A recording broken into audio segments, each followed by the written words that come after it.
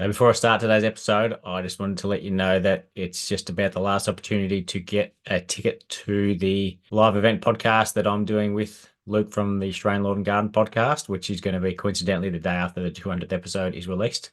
And Nick from Lawns Equal Nick and Ash from Ashley James Gardens are going to be there as well at the Latrobe Golf Club in Melbourne. So Luke's doing a trip around Australia and going to be doing an event there. So if this is before the 9th of July that you're listening, you still can get a ticket. So head to the link in the show notes and you can follow along there. But now back to normal programming. Welcome to the Landscaping Podcast. My name is Joel Barnett and I'm your host. And in today's episode, I'm talking with Zac Connell from Evergreen Garden and Landscape Solutions. So Zac runs his landscape construction company based in Benalla in northeast Victoria. So it's in more of a regional area than most folks we talk to. So it was great to hear a different perspective of how someone runs a landscape business and their pros and cons of doing that in a regional area compared to in the city. So he talks through some of the challenges that you go through that most people don't even have to consider. And one of those I found challenging was how you go about quoting, because there's the age-old debate of whether you charge for a quote or not.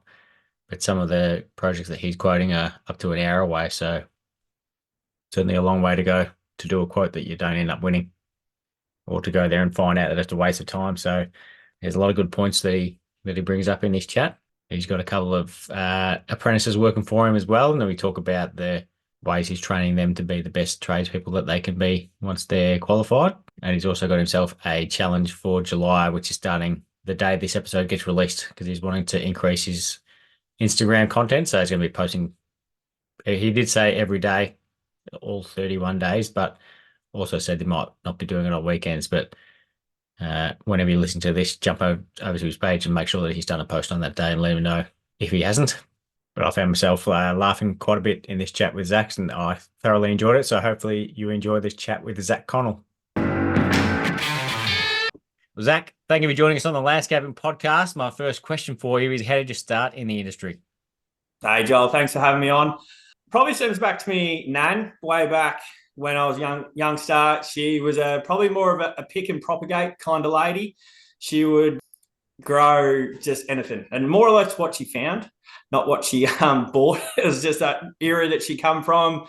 There was succulents and roses, and she would just propagate anything. I can always just remember you'd walk out into a fernery, it was full of azaleas and hydrangeas, and I think it just sort of stemmed from that, which then you don't really notice. But then as time goes on, you're always outside, you're mowing, you're sort of in the garden, and you just sort of appreciate a little bit. I'm a very hands-on kind of person. I think that just sort of helped dive into just being outside and, playing in the garden, playing in the sand pit, and you just build things. It's just nice to be out there. And then that sort of then, not immediately, but once we moved towns around a little bit. We're in Ballarat. We were born in Chuka.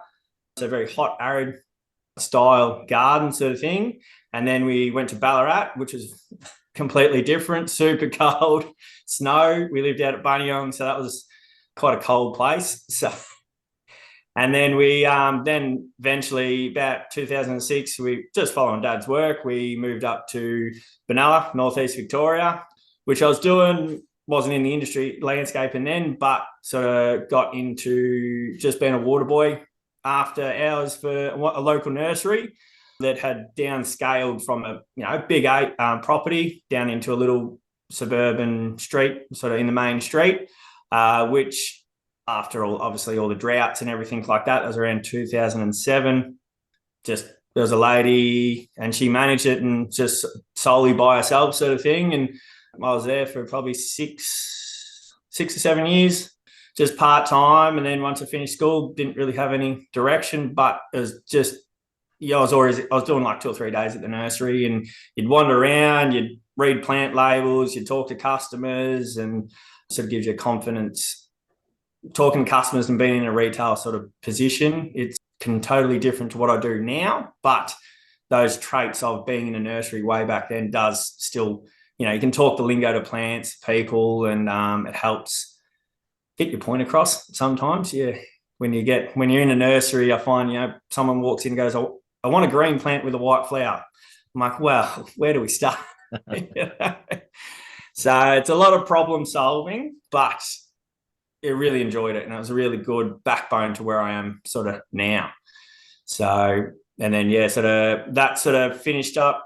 When did that sort of finish? About 2020. I've been running the business for 10 years now. So we sort of was getting along in the thing. The lady that I worked for, she sort of changed her direction of business, and she did offer it to me to buy, but it just, I needed a career change sort of thing, or not too much, but just being in the one spot every day was sort of a bit hard. So I needed to jump out on my own. And so then I sort of did that move. And then, yeah, ever since I've been, it's 10 years this year, January, clicked over, and just been digging holes and transforming gardens now. So, And how old are you now? 34 this year. So basically 24 was when I sort of started the business. It was a big sort of decision. I could have bought a house or whatever, but just thought I had a ute, had basic hand tools and a 7x4 trailer, and off we went. So the business back then, it was a lot different to what it is now. I was predominantly, what would it be? Probably 80% just garden maintenance, and we're doing little paving things and that sort of stuff, because I was so known through the nursery. I was doing, 300 or 400 roses for people each year, and fruit tree pruning and hedging and a bit of the maintenance side of things, which was good. It gives you a good backbone for how plants are going to grow later on. When you're trying to design a garden or you're planning stuff, you need to think, all right, 20 plants in this 1 square meter ain't going to be good in 2 years' time or even 6 months' time. So it sort of helps with what we do now. And we still do a little bit of maintenance, but I had a big shift probably 4 years ago, changed the logo, kept the name, but just changed my logo and colors. And the garden maintenance side of things went away with the old style of business.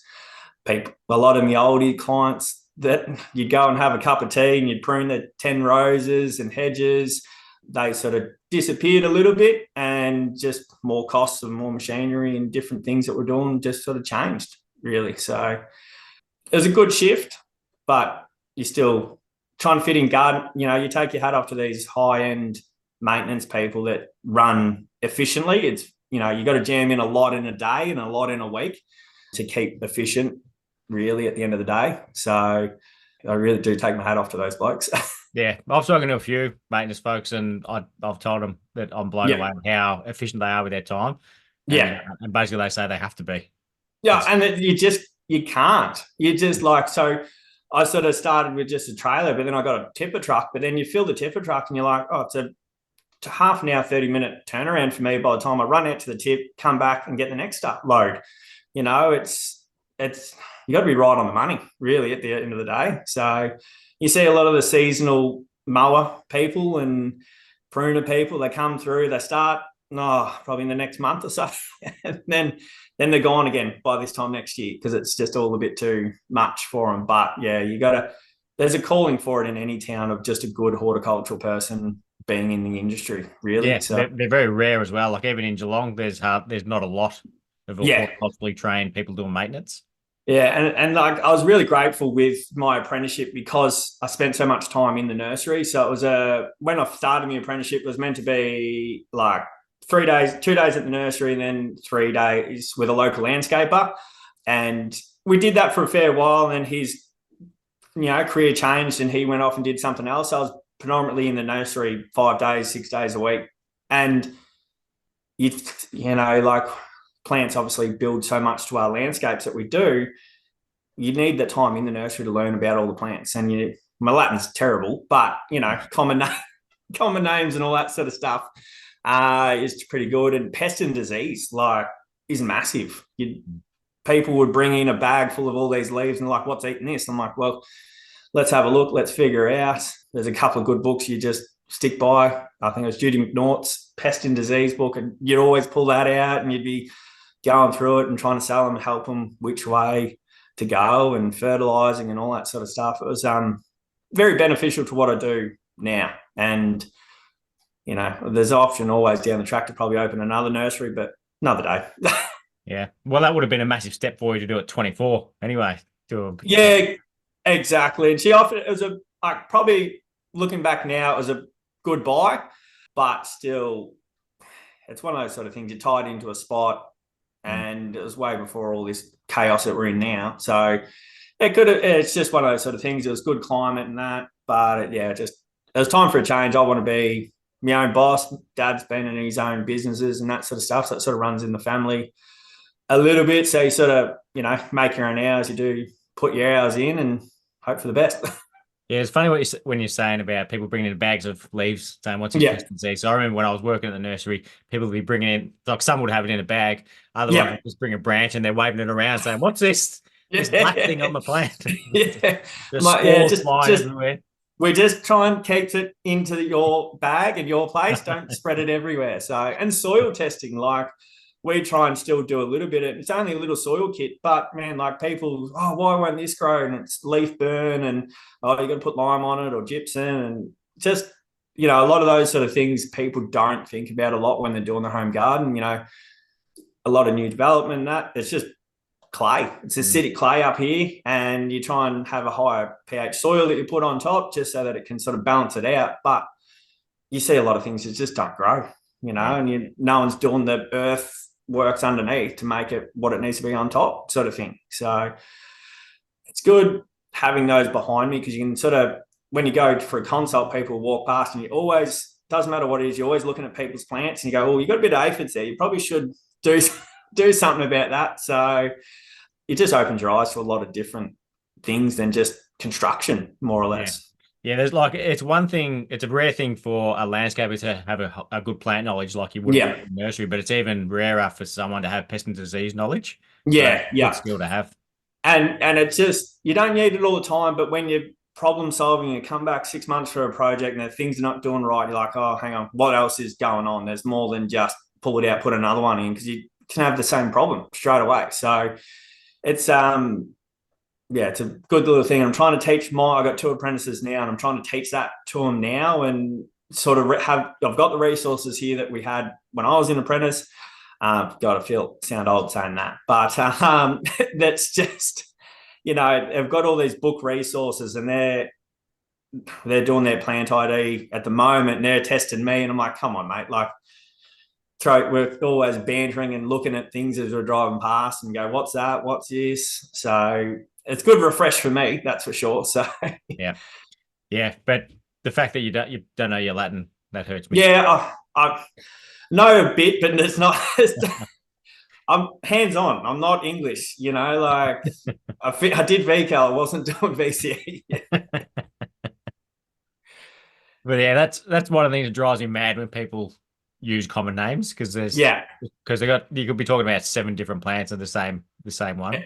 Exactly right. And we're trying to get I've noticed I've sort of lost a little bit of it, because you're not using those plants all the time. It's more, but then you sort of dive back into it and you can sort of start using a lot more of the Latin names. It's just repetition, really, at the end of the day. You've got to be. And when I've listened to the podcast and hear a couple of the other ones, the real horticultural piece, really roll them off the tongue. I'm like, man, I wish I was that good. It's just so fluent. It's a second language to them, which is, you get a bit jealous about, but you try. Yeah. Like, my knowledge is more than most landscapers, but even I listen to people and I've got no idea what words they're saying for something. If you don't know them, you don't know them. Yeah, exactly right. And you're just like, just bring it down a notch for me. Just remember what.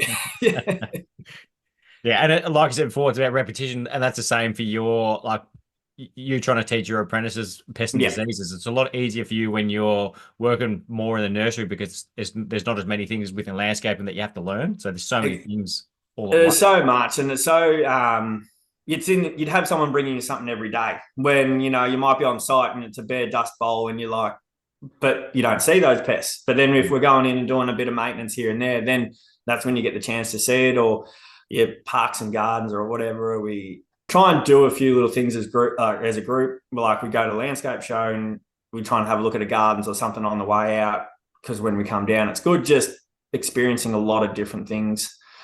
You only might have them for a small time, but you got to try and teach them as much as you can in a small amount of time, and which Yeah. is very hard. Yeah. Yeah. It is. It's overwhelming if you think back at everything you've learned. Like, Oh, how you teach someone that? Like, where do you start and how yeah, slow do you need to go so that you're not overloading them with information and everyone's yeah. different as well. So some people will take it on, some don't. That's And I got two very good apprentices, but they're both different learning abilities, sort of thing. And it's not a bad thing. It's just me then pairing it back on. All right, well, what works for you? What works for the other one? We've had. It's just one's bullet a gate, one's a little bit sort of slower and more really precise and detailed. And they've both got detail in both ways, but it's sort of like just pare it back a little bit and just take your time. And then you want to give the other one a little bit of a push and get going a little bit quicker. And then, writing lists for them and just trying to break things down. Like I'll come in some days, I'm like, all right, we need to do this, this, this, and this. And then like get to the fourth thing, do that first. And then go, what was the other two things? So yeah, you're chasing your tail, but like they've been with me for 2 years, 2.5 years now, and we're starting to get into a good rhythm now. We've got all our own little jobs and bits and pieces that we do, and just trying to split it up a little bit. But again, one, two apprentices, it's a lot for a business owner and small business owner myself. You think it's good, but some days you're pulling your hair out and you're getting more grey hairs than what I have now. So you got a few to go to catch me. Don't worry. yeah, well, I'm trying my hardest. But yeah, that's so 2.5 years ago. That was when employees were hard to find. Was that the same where you are? Yeah. So basically, throughout over my time, I've had probably one apprentice that started with me and it sort of didn't go, and that was after 12 months. And mostly just been doing it by myself. And then you'd get mates, the truck drivers or whatever, and they'd have a few weeks or something like that sleeve. They'd come and give me a chop out, which I'm thankful for a lot of the mates that I've got around that have helped me over the years to get me out. And then basically Charlie, he started with me first. He was doing a school base. Basically, he was doing a landscape job for his parents and he could push a wheelbarrow not too bad. I said, well, what are you doing school holidays? He's like, oh, not much. I was like, all right, we're working next door. I'll see you at 7:00 Monday. And he's been with me ever since. So he did his finished his year 11 doing a school base and then was full-time last year or year prior sort of thing. So, and then Will, he finished year 11, wasn't going back, and he's like, well, I'm available. I'm like, all right, cool. Laboured for me for a year and just wanted to sort of see if he was what he wanted to do, and I haven't got rid of him yet. So he's still hanging out as well. So Yeah, nice.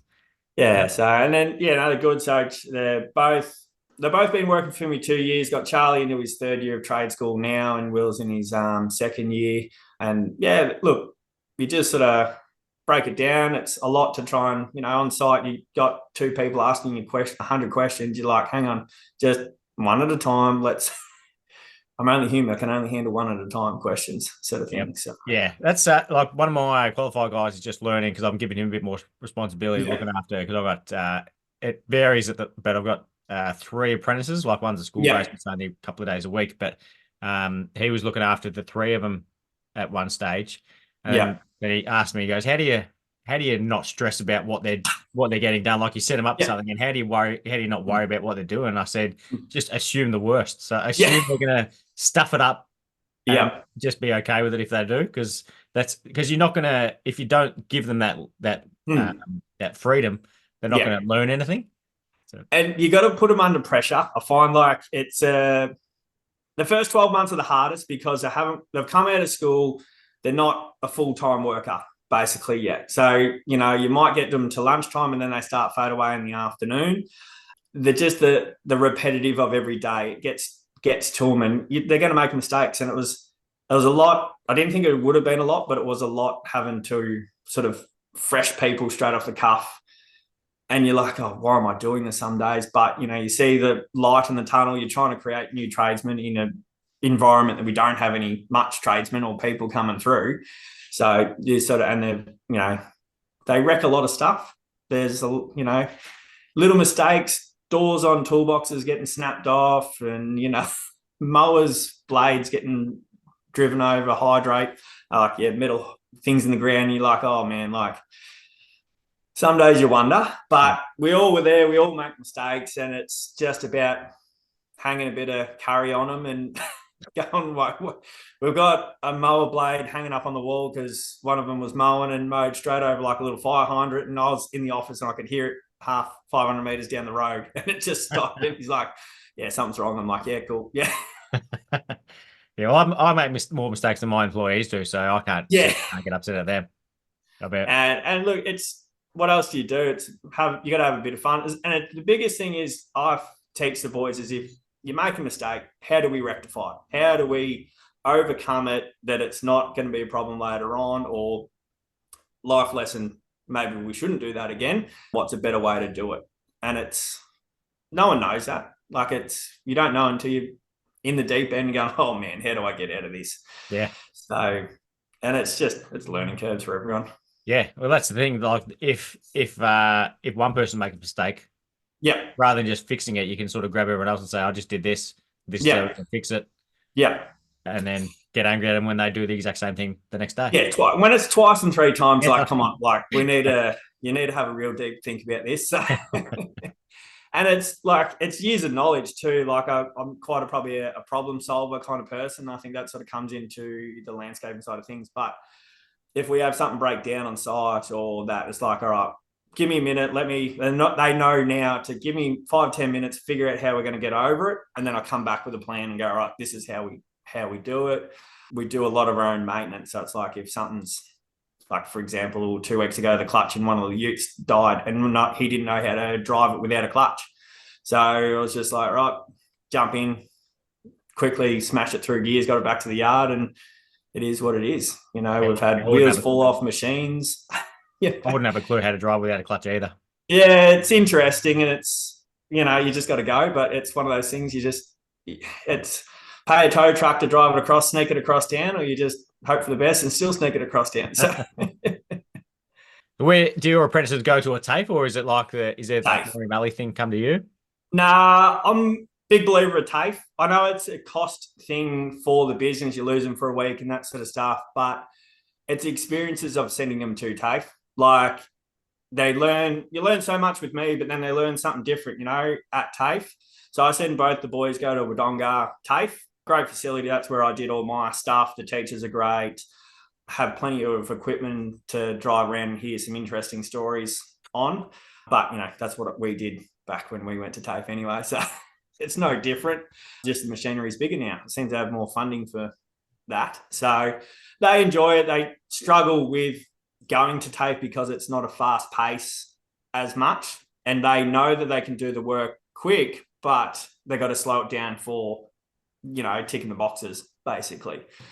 Which, yeah, when you hear some of the stories, like, I'm paying you to do that. But anyway, it is what it is. You're learning, I suppose. I'll put it down in that basket. Yeah, one of the things I was going to say before was that if there's a saying I've heard, if you're not making mistakes, you're not working fast enough. Yeah, exactly right. Well, we must be working pretty fast some days then. So, so I caught up with you at the landscape show this year. So do you go to events like that often? Yeah, so that's probably my one big one that I like to do with the boys. So ever since they've worked with me, we've gone down. I think I've been to every one except 1 year. Couldn't make it. So it was me and my partner first couple of years, and then took another worker, my mate that was helping me out, and then the boys take down there. They tend to see it as a good day out, pub feed, clean up with Anco socks, more pens that we need, hats, all that sort of stuff. They have a field day. But it is good for us because for me, you know, putting myself out there and coming and say good day to you, and we talk other people that I see around the industry and that sort of stuff. It's cool to just sort of face to names and that sort of stuff. And probably just seeing different products that we don't see up here. Like being regional, you have your basics, you know, your sand, soil. You can get a few sort of stone supplies, but they're not get them off the shelf. You got a 2 or 3 day turnaround, or, you know, you can't just get them, here you go. So it's just cool seeing different things and how people do different things. And, you know, we might go and have a look at a couple of different gardens on the way out. So we make a sort of day of it, really.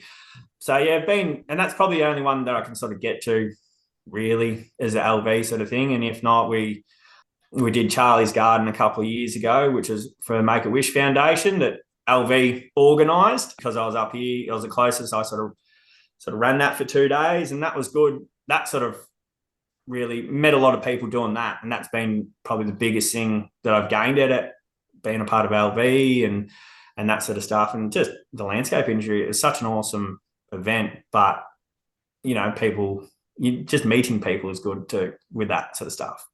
Being regional, I want to involve myself with like a lot of these, days, but it's like 2.5 hours, 3 hours down the road. Like, for me, that's a big thing. And they did do the regional show, and I think that was good, but it's still hard to, like, I want to involve myself with like a lot of different landscapers and that sort of stuff. And I think that's how I've sort of gotten to where I am now, but it's hard. Yeah. Like, you got to really put yourself out there. You got to either be messaging people or, I don't want to say his name, but Ashley James, like, I was working in Yay, and this bit's not going in. So yeah, I thought if I might get a bit more high ratings if I put his name in, because I feel like his name is in every show possibly. Yeah. But like, I was working in Yay, and he sort of saw my truck floating around Yay, and he was living in down there at the time, and messaged me, and then we caught up for a coffee one day, and every now and then you have a chin wag and that sort of stuff, and it's good just being a part of the interest, people just reaching out to you, having a chat. I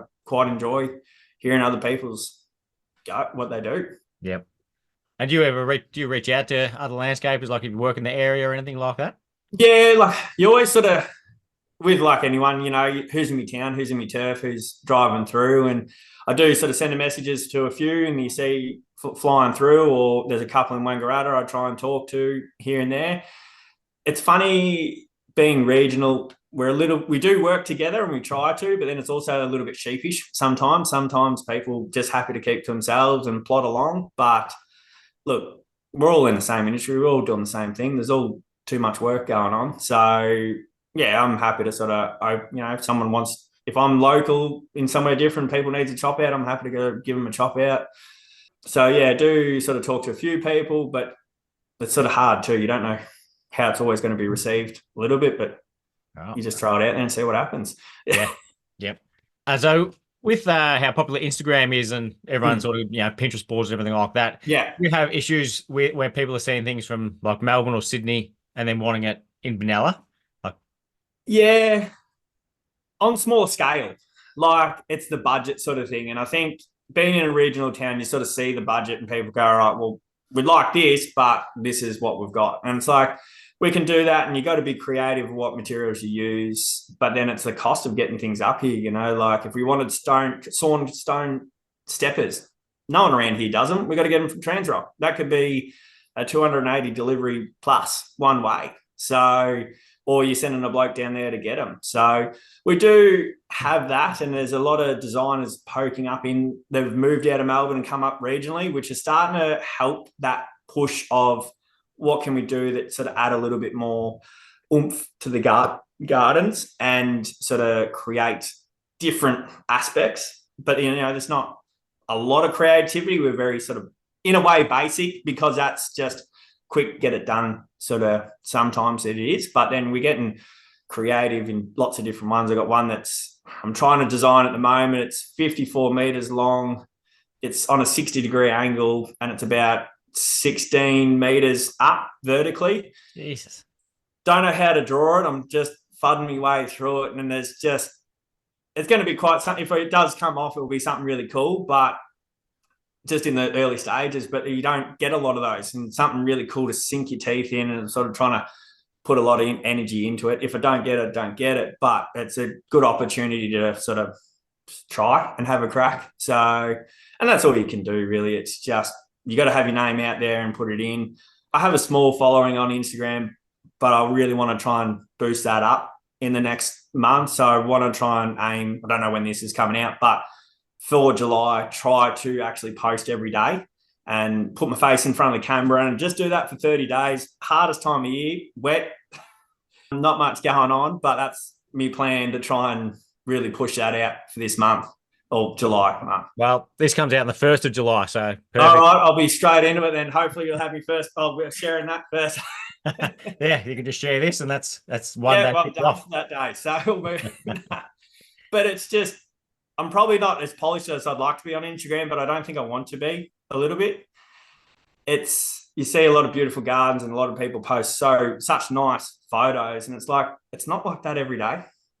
It's, you know, we're leveling backyards out with machines, it's playing in mud. It's not always pretty pictures, unfortunately. So, and I don't know there's a few landscape people that you sort of see that, but it's not, I feel like we need more of behind the scenes and what's going on day to day.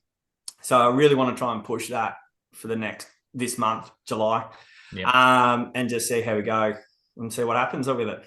And are you going to be like doing walkthroughs and that sort of thing and getting yourself on camera or talking? Yeah, I really want to put myself in front of the camera. Like, it's just something I've been contending for quite some years now, and it's just I got to just dive in. I just got to hit the ground running. Try not to do it on weekends, but yeah, there's just a lot that we do. I want to put myself in front of the camera because if you put yourself out there, hopefully the reward comes later on. And not trying to be a influencer or whatever they are, but just give knowledge, and just sort of just show off what we do. Like, you go week to week and you forget projects. Like, there's a project we went and visited 12 months later. I just put a photo up the other day of it in the stories, and I'm like, it actually looks amazing, but I forgot to actually post about it. Like, and it was when we finished it, and 12 months later, I still haven't done it. So I just got to get in the habit. And I think if I can break a 31-day habit, I reckon I should be able to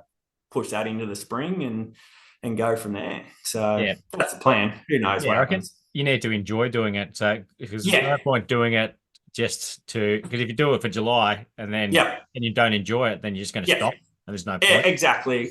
We'll stop for a week because we do have a new bub coming around the start of August. So it might be a little bit slow for that, but should have good momentum. Second. So the first is 30 June. She's an end of financial year baby, so I'll try and write off as much as I can. So, and then next one's due, in around the early August. So the horse's birthday. Yeah, so chaos. Yeah, it's going to be chaos. Yeah. Talking about designs before, I saw you on your website, you got a design qualifications. When did you get that? So when I was sort of chipping away, finished my apprenticeship and sort of just floating along through there, and then probably stayed at the nursery for 2 years after that, and then just did that through Wodonga as well, and wanted to further and just sort of give myself a little bit more in that side of things. It was really good, but it's just I haven't dived in enough in the CAD or GCAD or any of those. It's a tricky thing. You need to be out making money to do those other things. Yeah. And you just got to try and find a happy balance. It never is. Yeah. You got to spend time doing it consistently to working on a design program, but you can't afford to do that because you've got to be out making the money as well. Exactly right. And I did it sort of end of the time working at the nursery into the start of my own business. So you sort of a little bit of a mistake there, but it's an overlap. So I was really trying to gain that little bit more and then later on, but it was hard because I was just out there, 10 hours a day, pruning, mowing, doing whatever we could just to sort of keep on bringing money in to pay for the next week and that sort of stuff. So sort of took me a little bit longer than planned to do it. And I did enjoy it. It was quite good, but now it's just trying to probably go back to that a little bit and revamp it and re-dive into it a little bit so that I can use it more. It's like yourself. When you got workers, you need to be in the office half the time, but you need to be out there holding the hand a little bit. So have you got a lot of design people wanting designs done? Wouldn't call mine beautiful designs, but they're good sketches or mud maps. So we do for these bigger one, like that big wall. I am trying to draw something at the moment. And then I work with a couple of, if I need to, we work with a couple of local people. There's Bridget Doyle Landscape Design, I think it is. She's local and she's out, so she can sort of helps me with that, or she has projects she might send my way, sort of thing. So I try. That's another one of trying to just reach out to people and go, look, what can you help me with? I don't have the time. Can you put something together for me? And that's sort of where, if you're good at something, they're going to do it much, much quicker than what I can and more beautiful and more easy to sell than what I can. But I've got the basics. I try and just do the basics of where things are going to be and how it's all going to lay out.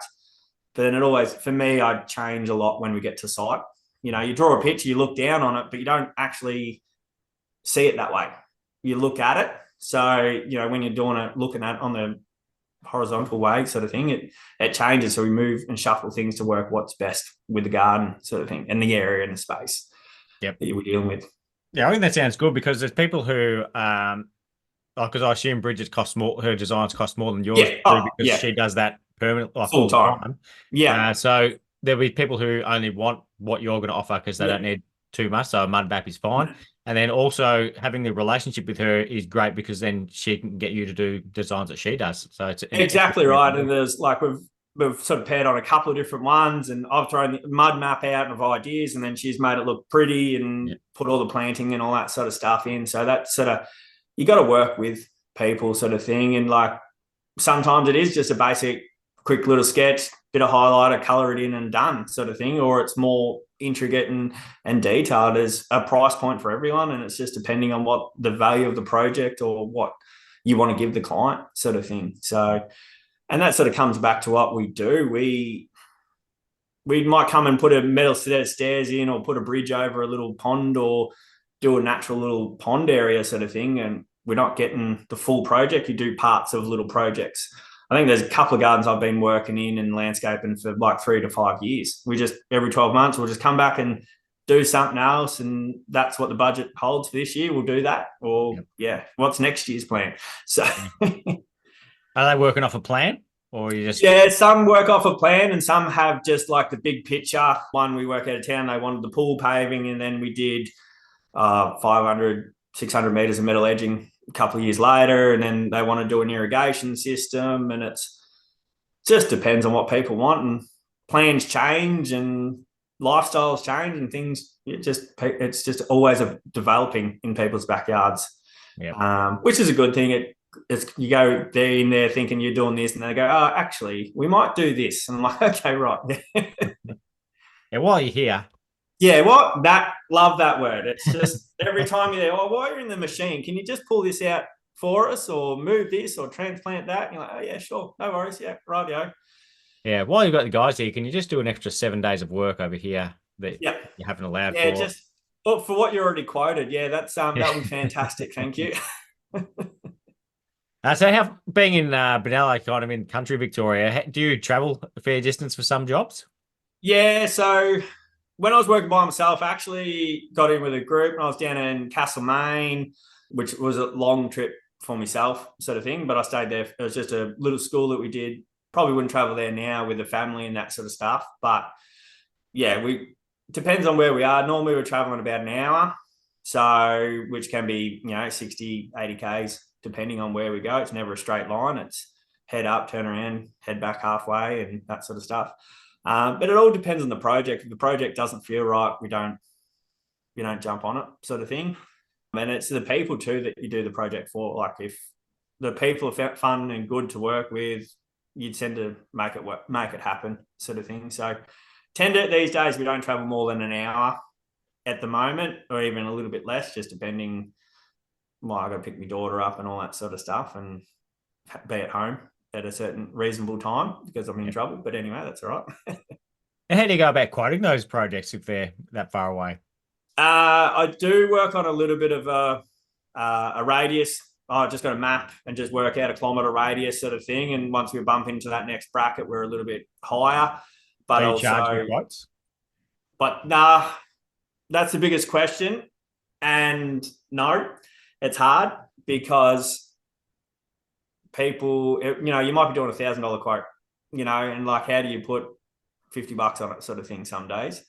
I need to, because I spend so much time doing it, but I really haven't dived into it yet. And because you're a small town, I just don't know how it's going to be received some days.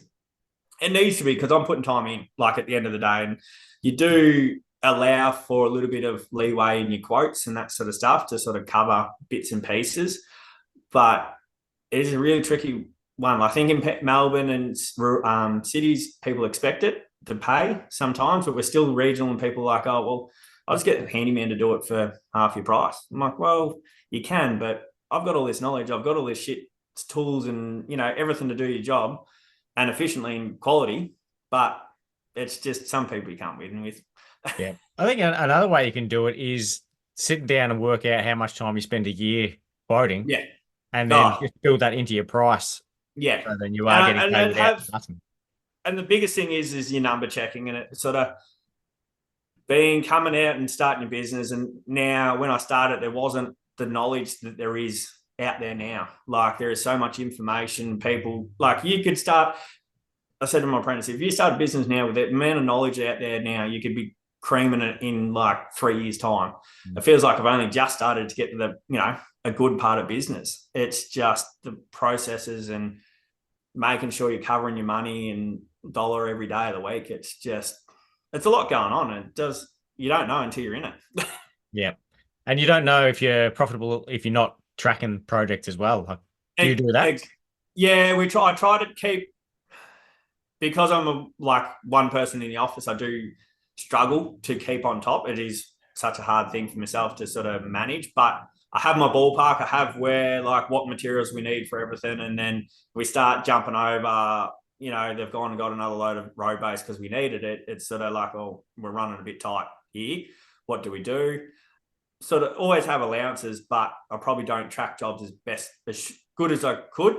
But then it comes out in the wash. Like you have a good couple of wins, you have a real shit win, like I think that's a part of business. You got to go with ups and downs and the flows of things. It's hard.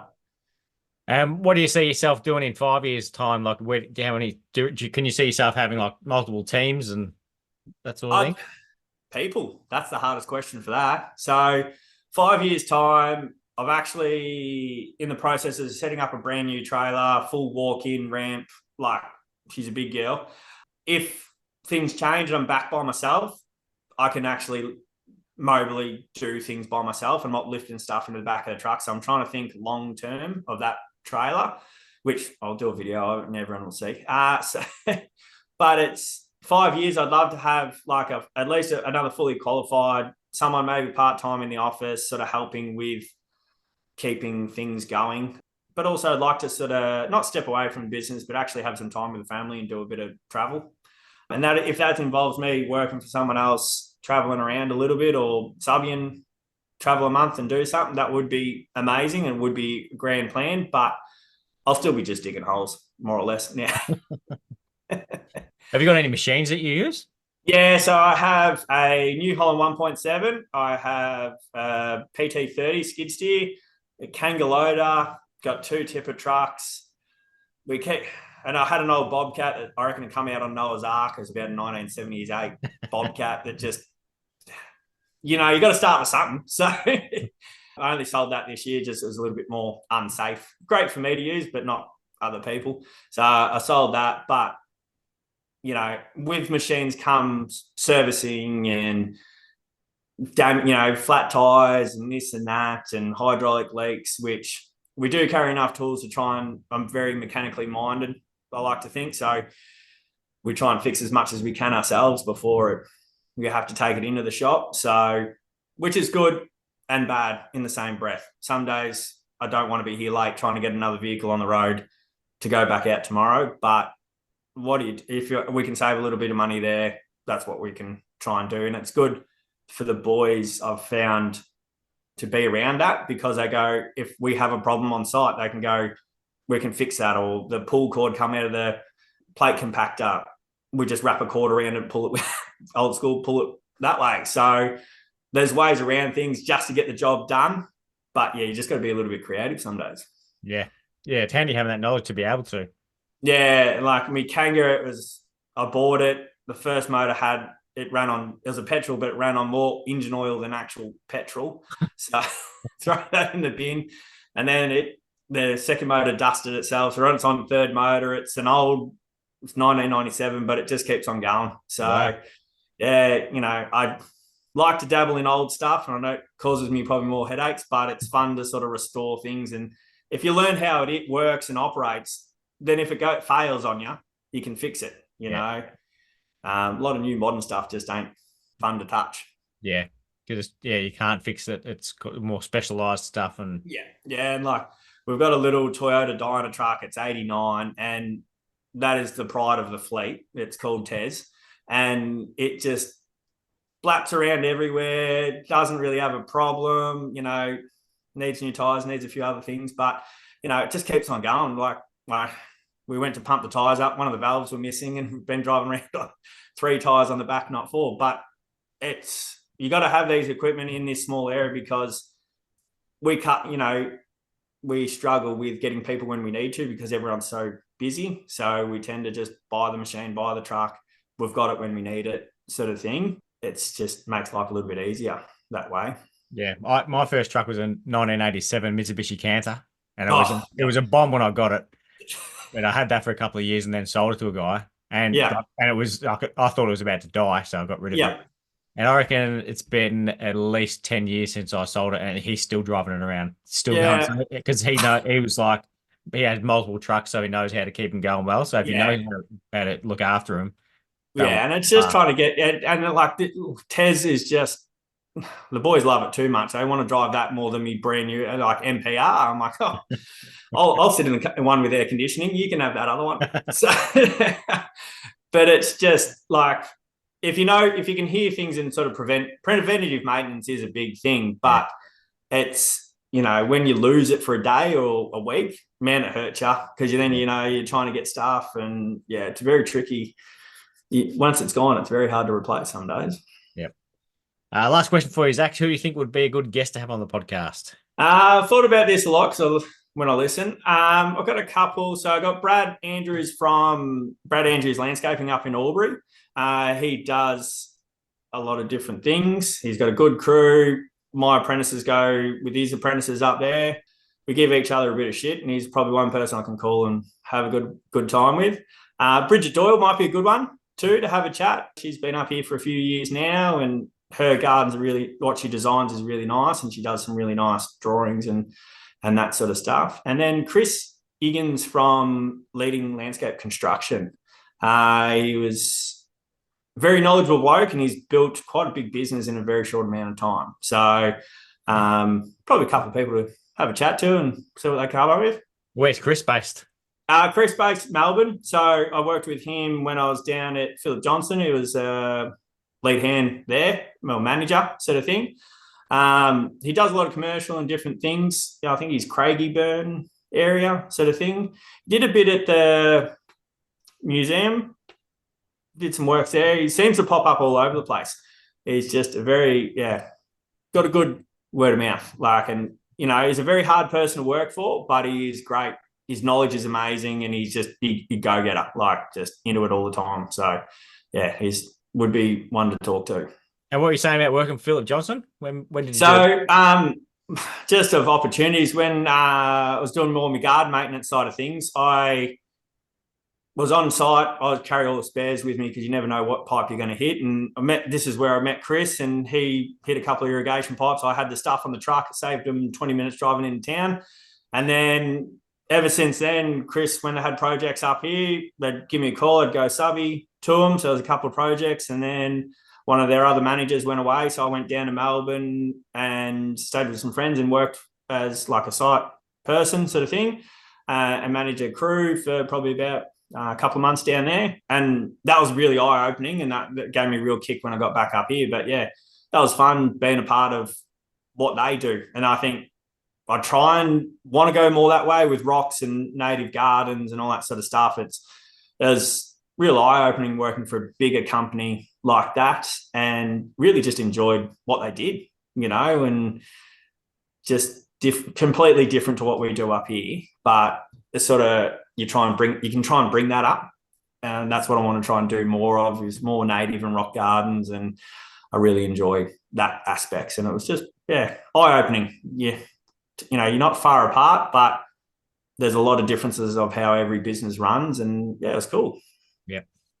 Well, thank you so much for coming on. I absolutely love talking to you and get a different perspective than what we usually do. So thank you very much for coming on and sharing your story. Thank you. Hope I didn't bore too many people. All right. Cheers, Joel. See you, mate.